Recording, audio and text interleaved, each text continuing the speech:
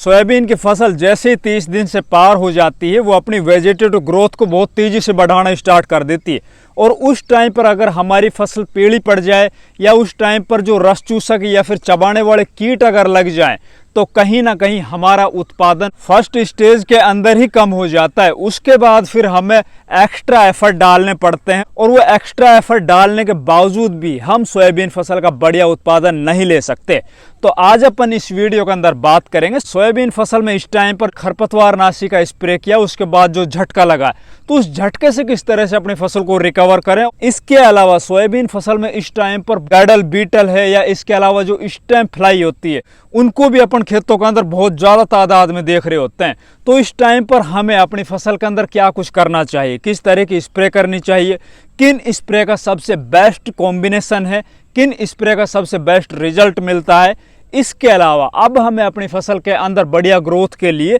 भैया कौन से तो खाद देने चाहिए और खाद के अंदर अपन नीचे से दें या ऊपर फोलियर स्प्रे के अंदर कुछ ऐसा दें जिससे कि हमारी फसल के ऊपर जो झटका लगा है उससे हमारी फसल रिकवर हो सके, जिससे आगे जाके बढ़िया से फूल आए और फूल से फलियां बने। तो नमस्कार, मैं इंद्रपाल यादव स्वागत करता हूं आपका अपने यूट्यूब चैनल देश की जान हमारे किसान चैनल पर। अगर अभी तक आपने हमारे इस चैनल को सब्सक्राइब नहीं किया है तो भैया कृपया चैनल सब्सक्राइब कर लीजिए, साथ ही वीडियो को ज़्यादा से ज़्यादा लाइक और दूसरे किसान भाइयों तक भी शेयर कीजिए। अब अपन सबसे पहले बात करते हैं कि भैया हमारे सोयाबीन फसल के अंदर जो चारा था, जो खरपतवार थी, और उस खरपतवार को कंट्रोल करने के लिए जैसे ही हमने खरपतवार नाशक का स्प्रे किया उसके बाद अपन देख रहे हैं कि भैया हमारी जो फसल है ना वो पीली पड़ रही है, या एक तरह से अपन बोले तो उसकी जो वेजिटेटिव ग्रोथ है ना वो कहीं ना कहीं रुकी हुई है या बहुत ही धीमे गति से चल रही है। चौड़ी पत्ती फसल के अंदर कोई भी चौड़ी पत्ती खरपतवार को खत्म करना एक तरह से उस फसल के ऊपर डेफिनेटली झटका लगना ही लगना है भैया।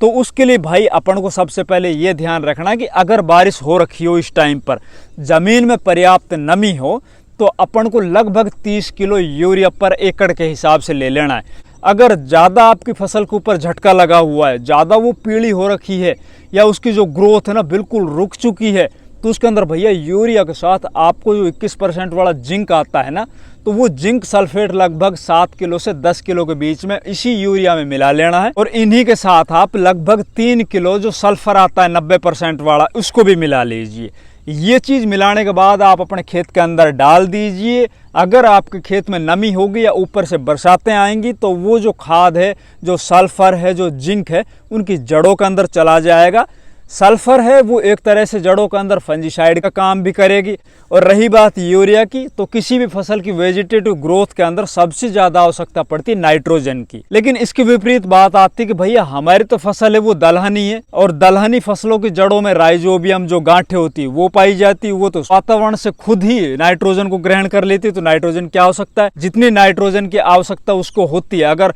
हमारी ज़मीन के अंदर उतना नाइट्रोजन नहीं होगा, हमारी ज़मीन फर्टाइल नहीं होगी, तो वो जितना भी नाइट्रोजन ऊपर वातावरण से ग्रहण करेगी वो सफिशिएंट नहीं होगा फसल के लिए। और अगर फसल आपकी पीली पड़ रही है, उसके अंदर नाइट्रोजन की कमी हो रखी है, तो वो आप ये समझ लीजिए पौधा है ना उसको बहुत ज़्यादा एफर्ट लगाने पड़ेंगे, उसकी जो ताकत है ना बहुत ज़्यादा कम होती चली जाएगी। आप इस तरह समझ सकते हो जैसे हमारी फसल पीली है तो वो एक तरह से पहाड़ी के ऊपर चढ़ाई कर रही है। अगर हम यूरिया नहीं डालेंगे, उसमें नाइट्रोजन नहीं देंगे, ज़मीन में उर्वरा शक्ति अच्छे से नहीं होगी। और हमने ये यूरिया नाइट्रोजन इस तरह की अपन ने पूर्ति कर दी और साथ में जिंक वगैरह भी मिला दिया, तो फिर समझ लीजिए जैसे पहाड़ी से और नीचे की तरफ उतर रही हो ढलान के अंदर, उस तरह से फसल है ना वो ग्रोथ करेगी। तो ये कॉन्सेप्ट समझ में आ चुका होगा कि भैया कोई भी चाहे दलहनी फसल हो उसके अंदर भी नाइट्रोजन मतलब यूरिया की प्राइमरी स्टेज के अंदर आवश्यकता होती है। हाँ, ये ज़रूर दूसरी फसलों की तुलना में इसकी जो मात्रा है वो कम रखनी पड़ती है। तो आप 25 से 30 किलो आप ये यूरिया ले लीजिए, साथ जिंक और सल्फर मिला के अपने खेतों में डाल दीजिए। फिर देखिए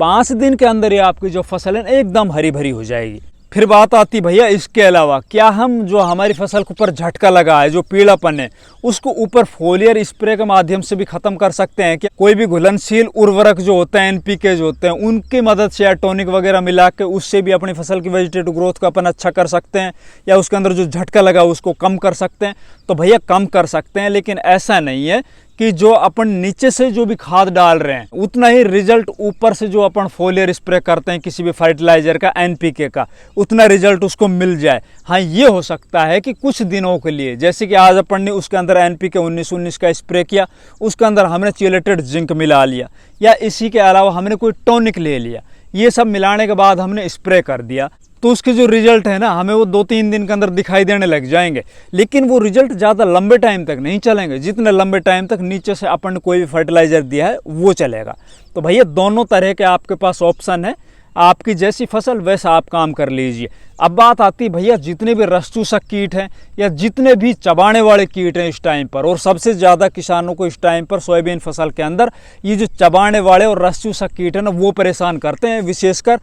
स्टेम फ्लाई और साथ ही गर्डल बीटल। इनकी वजह से बहुत ज़्यादा किसान है ना वो परेशान हो जाता है। तो भैया उसकी रोकथाम के लिए हमें इस टाइम पर कौन से इंसेक्टिसाइड यूज़ करने चाहिए? तो भाई देखिए, इनकी रोकथाम के लिए अपन अगर शुरुआत के अंदर हल्के फुल्के टेक्निकल भी यूज़ करेंगे तो शुरुआती चरण में ये रुक जाएंगे। हाँ, ये ज़रूर है कि जो अपन कोई स्प्रे करेंगे शुरुआती चरण में हल्के टेक्निकल की, जैसे कि परफोनोफोस साइपरमेथ्रिन है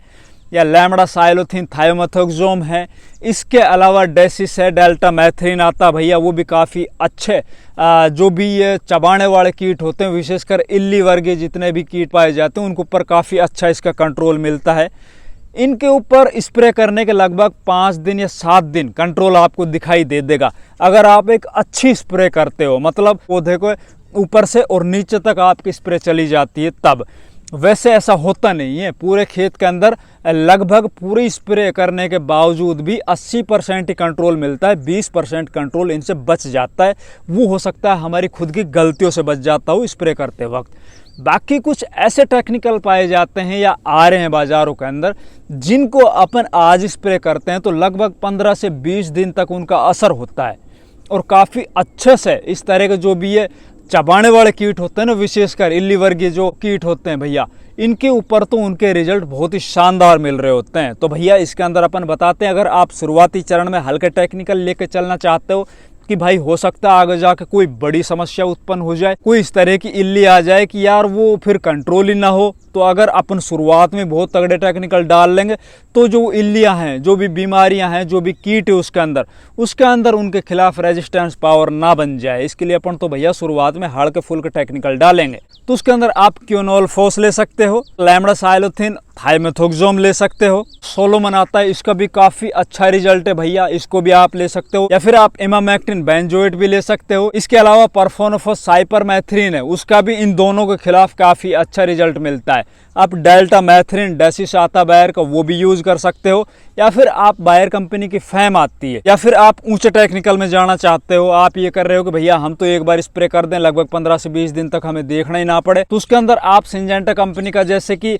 एम्प्लीगो आता है या फिर एफएमसी कंपनी का कोरोजन आता है, इनकी स्प्रे कर दीजिए भैया। इसके जो रिजल्ट हैं वो भी 15 से 20 दिन तक आपको लगातार दिखाई देंगे। इनके अलावा रही बात भाई फंजीसाइड की, कि भैया हमें अब फंजीसाइड के अंदर कौन से टेक्निकल यूज करने चाहिए इस टाइम पर। देखिए इस टाइम पर बरसातों का दौर चल रहा है, और बरसात के टाइम में ना सोयाबीन की फसल अधिकतर उन खेतों में लगाई जाती है जो बहुत ज़्यादा चिकने होते हैं या बहुत ज़्यादा हार्ड होते हैं, जहाँ पर पानी है ना वो भरा रह जाता है, और अगर पानी भरा रहेगा तो सोयाबीन की जो जड़ें हैं वो काली पड़ जाएगी, और काली जड़ पड़ने के बाद जमीन से ना पौधा कोई भी न्यूट्रिशन है ना वो ले ही नहीं पाएगा, पौधा है ग्रोथ नहीं कर पाएगा। तो उसकी रोकथाम के लिए अपन को या तो कार्बेंडिजम, मैनकोजेब, बहुत से कॉम्बिनेशन आते हैं, साफ पाउडर या और भी बहुत सी कंपनियों का, इन्हीं के अंदर जो भी आप ये इंसेक्टिसाइड यूज कर रहे हो इन्हीं में मिला के स्प्रे कर दीजिए। या फिर आप बड़े के ऊपर चलना चाहते हो, जैसे जैसे हमारी फसल बढ़ती चली जाएगी, बरसातें अगर लगातार बढ़ती जाती है तो आप टेबुकोनाजोल यूज कर सकते हो। इसके अलावा आप अपने खेतों के अंदर एजोक्सिस्ट्रोबिन और डाइफेकोनाजोल है उसको भी यूज कर सकते हो। तो दोस्तों आप ये सभी काम अपने खेतों के अंदर कर लीजिए, फिर देखिए आपकी सोयाबीन की फसल है ना बहुत ही शानदार चल रही होगी, और सोयाबीन के अंदर जितनी भी आने वाली समस्याएं या फिर इस टाइम पर जो समस्याएं आप लोगों को दिखाई दे रही वो सभी एक झटके में ही कंट्रोल हो जाएगी। अगर हमारी बताई हुई बातें आप लोगों को अच्छी लगे तो वीडियो को लाइक कीजिए, चैनल को सब्सक्राइब कीजिए, और ज़्यादा से ज़्यादा दूसरे किसान भाइयों तक इस वीडियो को शेयर कीजिए। धन्यवाद।